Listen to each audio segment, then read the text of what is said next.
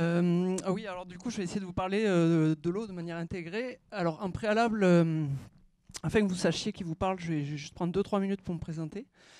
Donc, j'ai eu la chance de grandir sur une petite ferme polyculture élevage dans le Quercy, dans le Tarn-et-Garonne, donc je ne suis pas très très loin d'ici. Donc, le contexte gersois, je connais assez bien. Sur cette ferme, il y avait une petite source sur laquelle il y avait de l'écrevisse à pattes blanches. Alors, je ne sais pas si ça parle à certaines ou certains d'entre vous, mais voilà, c'est un des deux principaux bioindicateurs des milieux. Et en gros, c'est un petit peu grâce à elle que je me suis bien engagé autour de l'eau. Toute mon enfance et mon adolescence, on va dire, j'étais un petit peu passionné par cet animal, à rechercher un petit peu partout pourquoi elle était présente sur les territoires, enfin, les liens avec l'agriculture. Et ça m'a amené à faire des études en géologie, agronomie et sciences de l'eau, que j'ai conclu par un doctorat au laboratoire des interactions sol, agrosystème, hydrosystème à Montpellier, où là j'ai travaillé à l'échelle d'un bassin versant et sur l'approche déjà systémique, c'est-à-dire de comprendre un peu ce qui se passe entre le sol, le climat, les plantes. Et là j'ai eu un déclic, parce que ça j'avais pas du tout au préalable, c'est les approches qu'on n'aborde pas du tout, de voir les choses de manière globale. On est dans beaucoup de disciplines, on voit les choses de manière très factorielle, on regarde la texture, la structure, le ceci, enfin voilà. Mais de prendre de la hauteur et de regarder les choses de manière globale, on n'est pas encore assez dans les cursus scolaires formatés à ça. Donc là, j'ai eu ce petit déclic, ce côté bassin versant, que ce soit même à l'échelle de la parcelle, d'avoir un côté très global. Ensuite, donc, bon, j'ai travaillé un petit peu dans le milieu de la recherche à un institut technique, mais j'étais également à côté assez investi au niveau associatif. Et là, j'ai eu ma route à croiser celle donc de Pierre Rabhi, qui un jour il m'a dit mais va sur le domaine agroécologique du monastère de Solan, dans le Gard, où là, sur 60 hectares, elles ont un bassin versant entier sur le site avec de l'écrevisse à pattes blanches. Et donc j'y suis allé, effectivement, c'est le cas, c'est un lieu magnifique. Et du coup, depuis, je n'ai pas arrêté de les suivre et de suivre leur aventure, donc j'en parlerai à la fin. Donc ça fait 30 ans qu'elles sont dans l'agroécologie aujourd'hui. Et depuis 7 ans, voilà, je travaille donc pour l'association Terre Humanisme, dont la principale vocation, c'est la transmission de l'agroécologie. Et moi, je suis en charge de l'accompagnement de divers projets agricoles en France et Maghreb. Et je suis plutôt spécialisé sur les contextes arides et semi-arides. Voilà. Ah oui, le petit truc.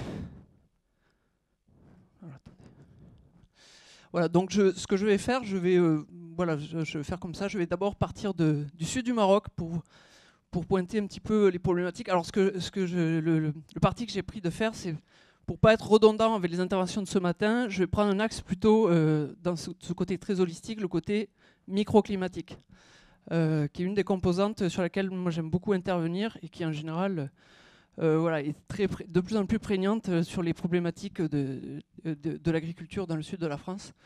Du coup, voilà, il y a beaucoup de choses sur lesquelles je n'insisterai pas sur le sol, puisque ça a été dit ce matin. Donc, à la table ronde ou autre, on pourra y revenir tout à l'heure.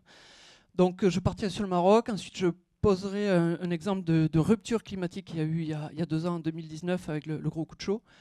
Je donnerai quelques notions sur le bilan hydrique et hydrologique et la microclimato pour donner quelques clés. Et ensuite, je terminerai par donc les solutions de l'agroécologie paysanne. Puis un exemple que je citerai, et ensuite le témoignage de Nicolas Petit, de la ferme en coton, qui viendra alimenter un petit peu mes propos. Alors, avant de partir là-dessus, juste, j'aime bien souvent quand je fais des interventions, commencer par ça. En fait, alors ici, je regardais la pluviométrie. Alors, vous êtes officiellement autour de 850 mm par an, en moyenne interannuelle. Alors, ça représente beaucoup d'eau. Donc, souvent, même quand je suis au sud du Maroc, je fais ça, 850 mm par an, ça représente 8500 mètres cubes d'eau qui tombent sur un hectare par an. C'est-à-dire 100 mètres par 100 mètres. Donc 8500 mètres cubes d'eau, j'ai évalué dans la salle, il y a 1500 mètres cubes. C'est plus de 4 fois le volume d'eau de la salle qui tombe par hectare. Donc tout le challenge, aujourd'hui, dans les pratiques agricoles, c'est cette eau de ne pas la laisser filer, de la valoriser dans le cycle de l'eau. C'est-à-dire qu'une goutte d'eau, quand elle tombe à la surface du sol, elle doit mettre le plus de temps possible pour rejoindre la mer. Ça, c'est le challenge de l'agriculteur aujourd'hui, de l'intégrer dans le cycle de l'eau. Or, aujourd'hui, l'agriculture a fait exactement l'inverse. L'eau, quand elle tombe, elle file très vite pour aller rejoindre la mer. Donc ça, premier point. Deuxième point, c'est que ça a été évoqué. Voilà, il faut rendre les milieux, il faut que ce soit des éponges et pas des parkings de supermarchés. Aujourd'hui, on voit des endroits, sur des parcelles, c'est des parkings de supermarchés. On peut jouer à la pétanque par moment. Donc voilà, il y a un problème. Et voilà, et oui, voilà, mais c'était ça que je voulais dire, pardon. Donc on va y aller. Donc juste un premier petit voyage au sud du Maroc, où là on intervient beaucoup avec Terre Humanisme et une ONG partenaire Migration et Développement. Donc c'est là qu'on intervient, ici, voilà. Alors là c'est une problématique, vous voyez ces zones-là, donc c'est en montagne, c'est entre 2000 et 3000 mètres d'altitude. En mémoire d'homme, il y a 80 ans, c'était tout boisé. Il y avait des cerfs, des biches, il y avait beaucoup de sol, il y a une couverture végétale, puisqu'on a une altitude qui permet d'avoir un développement d'écosystèmes. Et en fait, les pratiques agricoles et les activités humaines ont fait qu'en 80 ans, tout a disparu. Donc, à perte de vue, là, les seuls arbres, ici, c'est dans des fonds de vallée, sur des oasis de montagne. Alors, qu'est-ce qui s'est passé? Il y a eu, alors pour des raisons géopolitiques, on va dire, il y a eu déstabilisation des règles de pâturage, des règles pastorales. Donc chacun a fait pour soi, au lieu de faire des pratiques de rotation, coupe du bois pour le chauffage, défrichage des plantes aromatiques et médicinales. Donc voilà, tout ça a conduit à qu'on a tout enlevé en l'espace de 80 ans. Donc les témoignages, bien sûr, il y avait des sources qui coulaient, ça abondait, enfin voilà, c'était quelque chose d'assez... ça avait l'air d'être super beau. Voilà. Donc voilà ce que c'est aujourd'hui, vous voyez. Et là, véridique, là, c'est là que les animaux pâturent. Hein. Donc, des fois, quand je suis sur Larzac ou des choses comme ça, je vois des éleveurs qui se plaignent, du coup, on en rigole parce que, voilà. Voilà typiquement le type de zone où il y a c'est des pâturages. Voilà. Donc, ils pâturent les cailloux.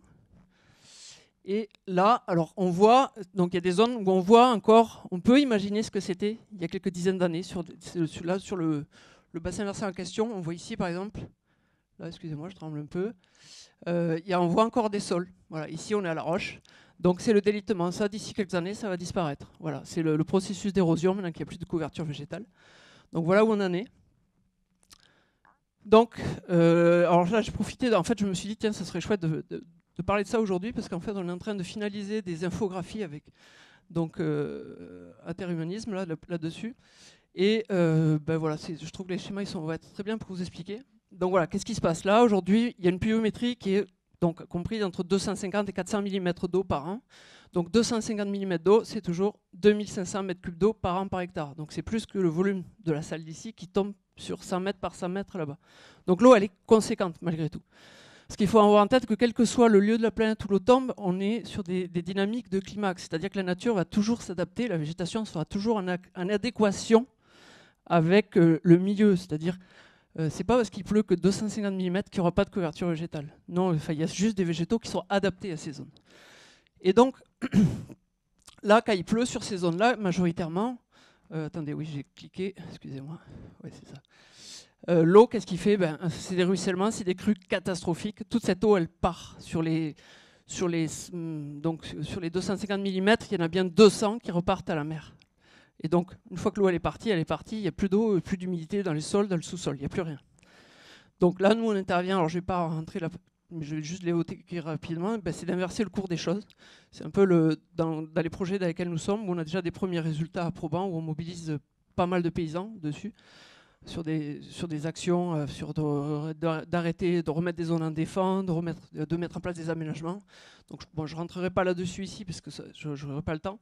Éventuellement plus tard, au débat ou en marge, après le séminaire.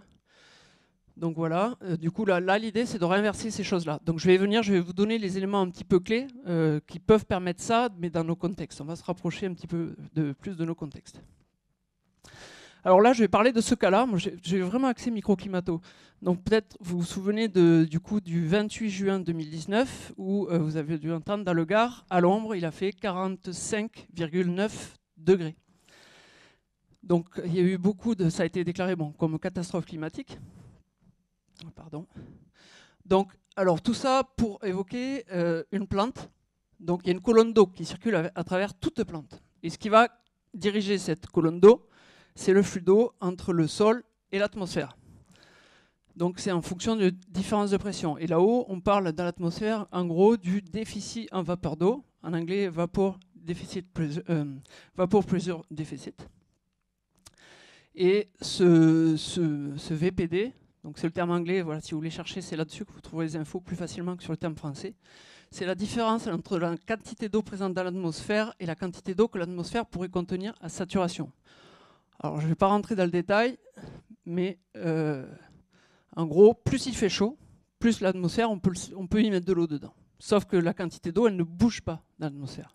Donc on va avoir une pression dans l'atmosphère de l'eau, de ce déficit de pression qui va s'accroître et qui va se mettre en tension avec celui du sol. Donc si ce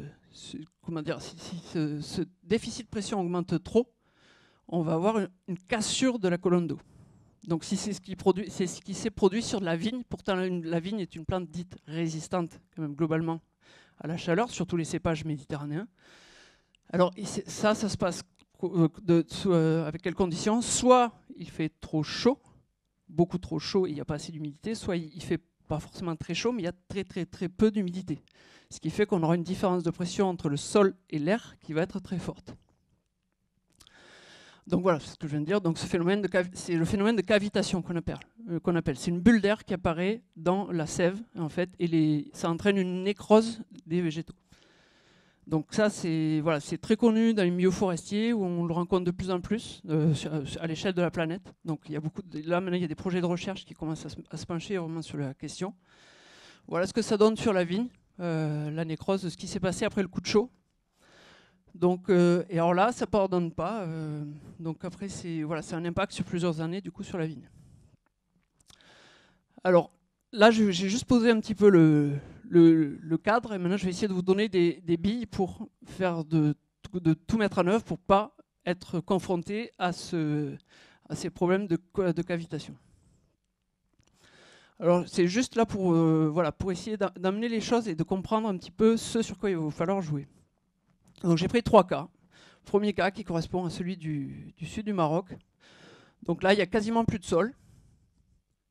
Donc qu'est-ce qui se passe quand il n'y a pas de sol? L'eau, donc alors ce que je vous présente, c'est ni un bilan hydrique ni un bilan hydrologique. J'ai fait quelque chose pour que ce soit pédagogique, c'est une intégration un peu des deux. Mais voilà, en tout cas, le but, c'est vraiment que vous compreniez. Donc quand il n'y a pas de sol, la plupart, à part sur les sols sableux, bien sûr, il y a toujours des particularités dans tout. Donc là, c'est une généralité, je caricature souvent, bien sûr. Tout n'est pas à prendre au sens strict. Donc dans ce cas-là, tout part quasiment par érosion. Par ruissellement-érosion, donc des quantités phénoménales d'eau. Donc on a une petite infiltration dans le sol, dans les roches et une recharge des nappes et des aquifères, mais qui reste assez faible. Très peu d'évaporation du sol, parce qu'une fois que l'eau, une fois qu'elle est tombée, si le sol n'en retient pas, il ne peut pas évaporer. C'est comme sur un parking de supermarché, s'il a plu aujourd'hui, s'il fait soleil, demain, il n'y a déjà plus d'eau pour évaporer, donc il fait très chaud. Et la transpiration des plantes, elle est proche de zéro. Ça correspond à ce que vous disiez Marc-André ce matin, c'est des bactéries, des champignons, des levures, voilà, des choses qui engendrent quelques petits processus avec de la transpiration, mais c'est négligeable. Et à l'aval, du coup, il n'y a quasiment pas d'eau dans les sources. Donc si on regarde l'humidité de l'air, pour faire le lien avec ce que j'ai évoqué avant, elle est très très faible. Et l'humidité du sol, n'en parlons pas, quand il n'y a pas de sol, il n'y a pas d'humidité. Donc j'ai mis quand même un petit trait anecdotique. Deuxième cas, là on se rapproche du cas de la situation d'ici, de nombreuses parcelles de grandes cultures, où le sol est mis à nu une grande partie de l'année. Donc précipitation. On a toujours beaucoup de ruissellement et beaucoup d'érosion. Souvent, on dit les problèmes de crue. En fait, par exemple, de voir l'eau marron dans les cours d'eau, c'est pas une normalité. Normalement, sur un bassin fortement végétalisé ou totalement végétalisé, l'eau n'est quasiment pas marron. Elle est verte. Donc déjà, dès lors qu'il y a de la couleur marron, c'est qu'il y a de l'érosion. Et effectivement, ici, dans les sols du contexte, on est sur des pertes de sol entre 50 et 100 tonnes de sol et de fertilité à l'hectare par année. Donc, dans ce cas-là, on a quand même un peu plus d'infiltration dans le sol, dans les roches et une recharge des nappes et des aquifères, mais ce n'est pas encore complètement la panacée. On a de l'évaporation du sol, parce qu'on a quand même des sols, souvent des sols qui sont encore épais. On a la chance encore d'avoir pas tout flingué. Donc, les sols contiennent de l'eau, peuvent évaporer. Et on a une transpiration des plantes qui reste faible. Alors après, j'y reviendrai peut-être sur d'évoquer voilà, le phénomène d'évapotranspiration qui a été évoqué ce matin. Hein, c'est la somme des deux, de l'évaporation et de la transpiration. Dans ce cas-là, on augmente le niveau des sources à l'aval. Le volume, le débit des sources à l'aval. L'humidité de l'air augmente et l'humidité du sol augmente. Mais on reste encore voilà, à des niveaux qui restent moindres. Alors ça, c'est pareil, c'est très caricatural. C'est juste pour conceptualiser les choses, hein, parce que bien évidemment, ça varie fortement dans les deux cas. Selon le contexte, selon le mois, selon la saison. Voilà. C'est très caricatural, je précise. Mais ça, après, voilà, à une échelle lissée sur l'année, c'est effectivement ça. Le troisième et dernier cas. Donc là, on prend un cas où on est sur des couverts végétaux avec des haies. Donc là, qu'est-ce qui se passe? Donc toujours les mêmes précipitations. Bah, le ruissellement, théoriquement, il est nul ou il est très faible. Il devient anecdotique. Et il n'est pas de couleur marron, il est vert. Voilà. Il y a toujours un petit peu d'érosion, et comme le disait Marc-André ce matin, toujours des particules de la fertilité qui s'en va. L'infiltration dans le sol, le sous-sol, elle est très conséquente, et la recharge des nappes et des aquifères en aval. L'évaporation du sol reste voilà, importante. Et la transpiration des plantes reste importante. Parce que là, il y a de l'eau disponible. Là, du coup, la machine photosynthèse peut fonctionner à plein. Donc là, on a de l'eau. Donc ça, c'est le cas, la situation idéale. On a le sol qui est couvert, de la végétation, enfin au sol, une végétation, une couverture végétale, plus des arbres autour. Donc ce qui fait que quand il pleut, ben, l'eau, elle est freinée. Elle ne circulera pas, elle va s'infiltrer, elle va recharger le sol, qui par ailleurs a été enrichi. On a un sol de qualité, en référence aux interventions précédentes, enfin un sol, voilà, en supposant que voilà, le sol est déjà au top par ailleurs. Donc cette eau va recharger le sol, va le mettre à plein, et ensuite elle va recharger correctement les nappes. Et là on est dans le cadre, on entraîne là tous les agriculteurs qui mettent ça en place. En tout cas, moi j'essaie de les pousser pour leur dire ben voilà, vous engendrez des externalités positives. C'est-à-dire que dans le cas des autres pratiques, le moindre hectare engendre des externalités négatives sur le milieu, en termes de qualité de l'eau, ça a plein d'incidences qu'on paye dans nos impôts. Alors qu'ici, l'eau, elle est filtrée. Enfin voilà, l'eau, elle a son rôle, on se rapproche du milieu naturel. Oui, ce que je voulais préciser aussi en intro, voilà, c'est que toujours dans les pratiques, se poser la question de qu'est-ce qui se passe dans le milieu naturel. C'est souvent, toutes les solutions, elles sont dans les milieux naturels.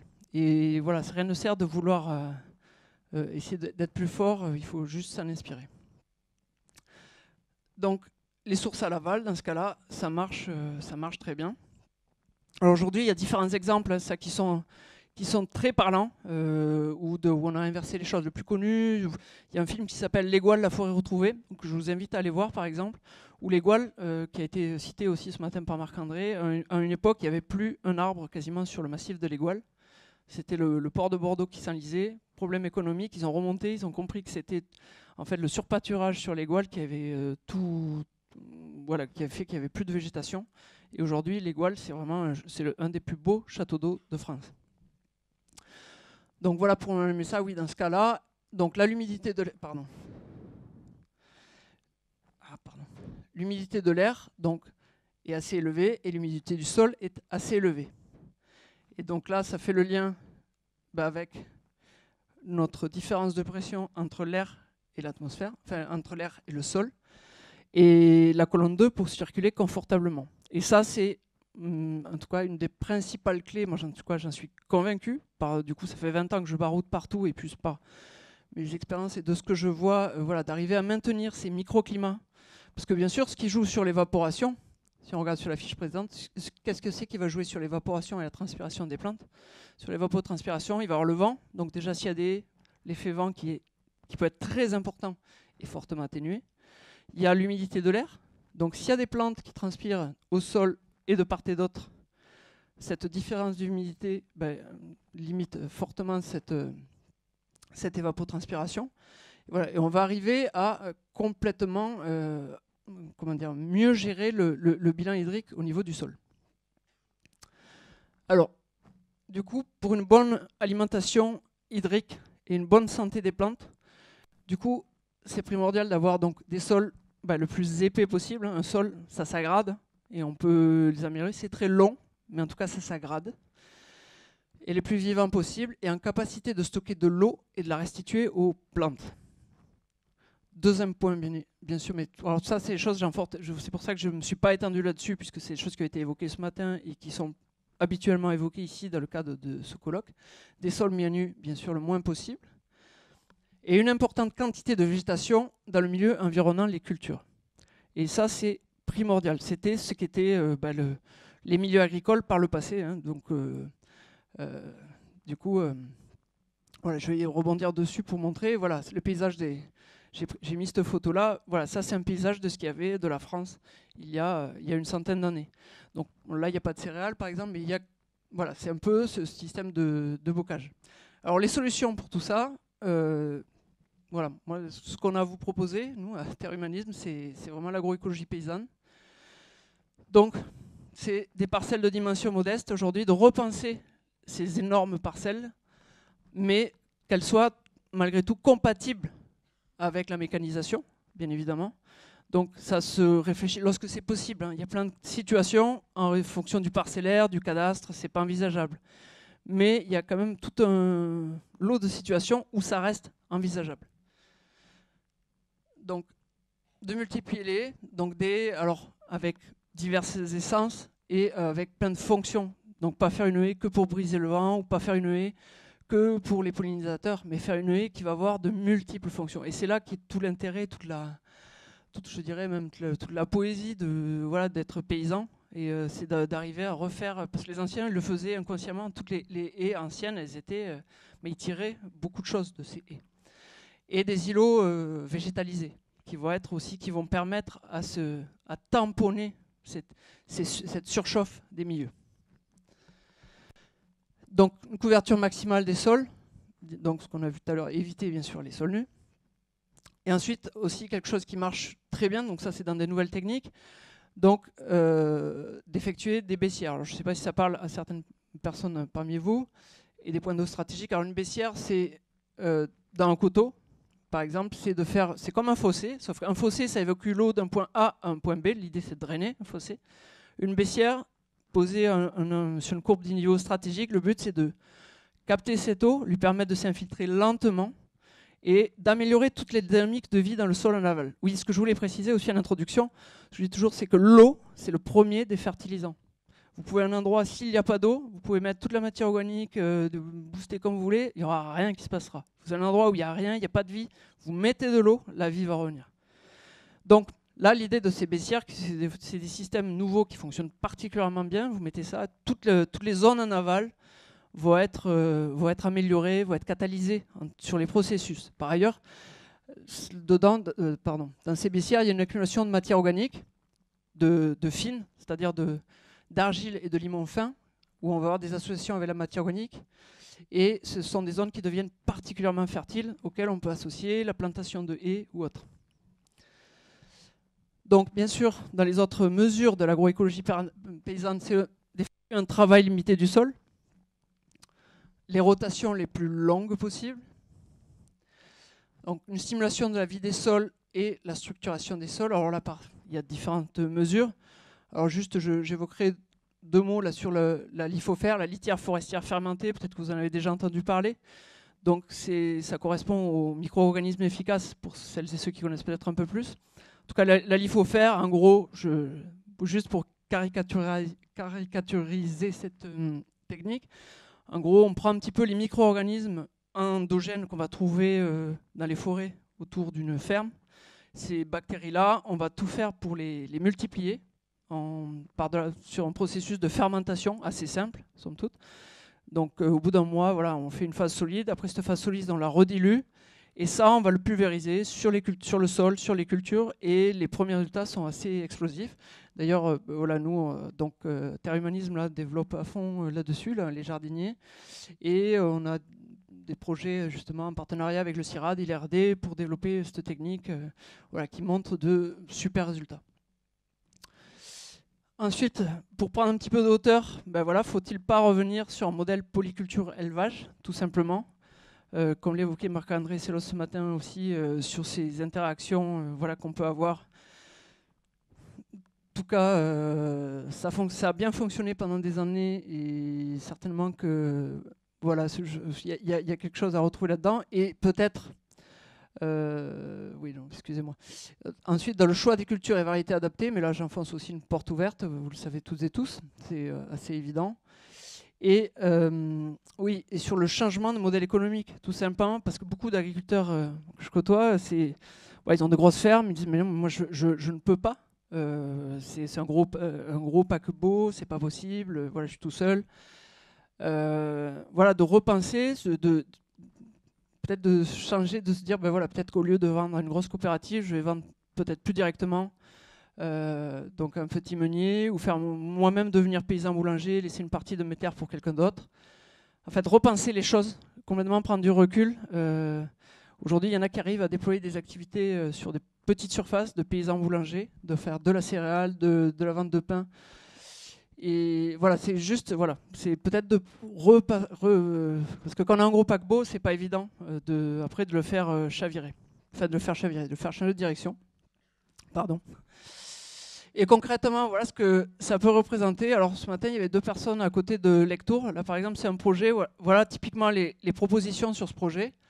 Donc là, c'est un céréalier. Donc tout ça, je ne sais plus, il y a 30 hectares à peu près, 20-30 hectares ici d'un seul îlot. Donc sur des rotations très courtes, enfin ou quasiment pas de rotation même, c'était très court. Donc des sols complètement flingués, en voie de périssement, de l'hydromorphie, enfin voilà, tous les symptômes qu'on peut voir. Et du coup, là, ben, on a travaillé voilà, pour changer ce système. Donc ça n'a pas encore été mis en place. Mais voilà, l'idée, ce à quoi ça peut ressembler, voilà, c'est là par exemple ces zones avec des baissières, accompagnées de haies, donc fruitières avec des arbres de service. Et voilà, de redécouper le paysage tel qu'il était possiblement il y a quelques dizaines d'années avant qu'il y ait le remembrement, pour rechanger voilà, un petit peu l'ambiance microclimatique globale de ce lieu. Voilà. Et ensuite, voilà, je vais dire 2 mots. Alors, j'aimerais bien dire plein de choses. Donc, premier exemple, avant de laisser ensuite la parole à Nicolas, sur le monastère de Solan. Alors, c'est voilà, donc ce domaine a été acquis par les sœurs en 1991, donc ça fait 30 ans aujourd'hui, et elles sont parties donc directement sur l'agroécologie. Alors, elles ont fait quand même plein de bêtises au début. Elles ont eu plein d'écueils, mais elles ont beaucoup progressé. Et elles fonctionnent un petit peu comme dans un labo de recherche. Donc voilà, elles expérimentent, elles testent, elles comparent, donc elles avancent. Alors sur ce domaine de 60 hectares, il y a 20 hectares de terres cultivées entre maraîchage, arboriculture et vigne. Vigne étant leur principale source de revenus. Et du coup, elle travaille dans une optique vraiment de limiter l'usage des phytos, enfin cuivre et soufre sur vigne, d'aller le plus loin possible dans la réduction et de travailler, mais elles sont assez jusque-boutistes sur la vie du sol. Donc aujourd'hui, elles ont des résultats qui sont assez extraordinaires.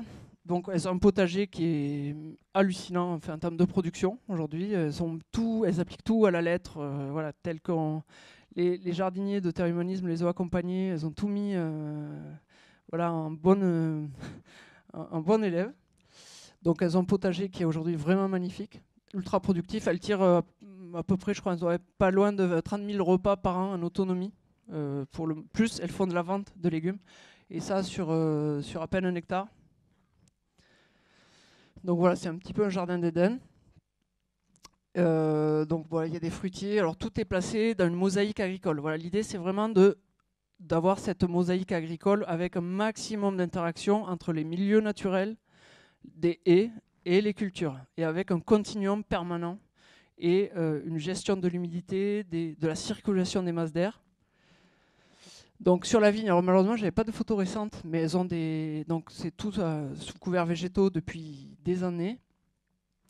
Et alors c'est vrai qu'il y a des périodes où on passe sur les parcelles de vigne, on voit même pas la vigne, tellement que. Et c'est vrai que ça peut vraiment surprendre, mais elles ont des résultats donc exceptionnelles au niveau de la vie du sol. Elles sont parties sur un sol ingrat, donc c'est le Gard, là c'est des zones qui sont quand même très très chaudes, hein, c'est proche des zones où il a fait très chaud. Elles n'ont pas eu de problème sur les histoires de cavitation, hein, puisqu'elles ont créé un milieu où justement elles retiennent tout leur domaine de 60 hectares, dont le bassin versant qu'elles ont. Elles retiennent l'eau, mais vraiment comme une éponge aujourd'hui. Elles ont vraiment structuré leur sol. Et du coup, ces engrais verts, là, quand ils sont très hauts, c'est vrai qu'on voit presque pas la vigne. Et ensuite, voilà, elle les broie et elle les intègre. Ensuite, ils passent dans le sol. Et oui, je voulais dire, voilà, et pour finir là-dessus, donc juste pour le témoignage aujourd'hui, parce que tout autour, tout est l'agriculture, c'est surtout la viticulture et de l'arboriculture, tout a été assez dégradé, n'a pas été réhabilité comme elles l'ont fait depuis 30 ans. Donc quand il pleut, voilà, par exemple, pour vous donner un ordre de grandeur, le bassin versant sur lequel j'ai fait ma thèse, donc, qui fait 3 fois la taille du bassin versant qu'elles ont, donc il pleut les pluies méditerranéennes à l'automne, donc il y a une grosse crue, l'eau est marron, il pleut beaucoup. Puis un mois après, il n'y a quasiment plus d'eau. Donc ça, c'est la classique dans le Gard, dans l'Hérault, surtout le pourtour méditerranéen. Voilà. Sauf que ce n'est pas une fatalité. Elles ont montré, elles ont réinversé le cours des choses. C'est-à-dire comme il n'y a plus de sol nu à l'échelle de leurs 60 hectares, qu'on a des sols mais vraiment évolués, il pleut, c'est une éponge. Et pour vous dire, il y a 2 ans, il y a eu 7 mois sans pluie. Donc elles avaient un débit sur leur ruisseau, écoutez bien, de 0,2 litres seconde. Parce qu'on le suit, le débit, parce que c'est le meilleur indicateur pour comprendre, justement. Donc voilà, juste pour vous dire, vous imaginez, voilà, c'est une éponge, et cette éponge restitue progressivement. Alors on aurait aimé qu'elles viennent témoigner aujourd'hui, parce qu'elles sont vraiment en avance, enfin sur la gestion de l'eau, elles sont à des longueurs d'avance. Par exemple, à l'IFOFER, là on les a initiées, là, les collègues de Terre Humanisme, et aujourd'hui elles imprègnent toutes leurs semences sont imprégnées de l'IFOFER, voilà, elles sont à fond dans toutes les nouvelles techniques et les innovations pour essayer de comprendre, pour honorer, elles, c'est vraiment honorer le vivant. Voilà, donc voilà, je voulais faire ce petit témoignage avant d'enclencher sur Nicolas qui va abonder dans le même sens que tout ça. Voilà, merci.